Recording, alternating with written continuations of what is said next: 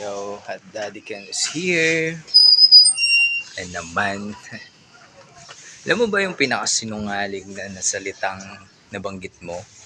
O nasabi mo? Yung salitang, okay lang ako. Okay lang ako kahit na may pinagdadaan ng problema. Okay lang ako. Kahit iniisip ko yung mangyayari kinabukasan. Okay lang ako. Kahit na gusto ko nang iiyak lahat ng sakit. Okay lang ako. Kahit na may mga taong hindi naniniwala. Kaya sa'yo, saludo ako. Dahil lang sabi mo okay ka lang. Hindi lang yan basta salitang kasinungalingan. Yan ay tanda ng katapangan. Dahil sa kabila ng lahat, kaya mong ngumiti at banggitin yung salitang okay lang ako.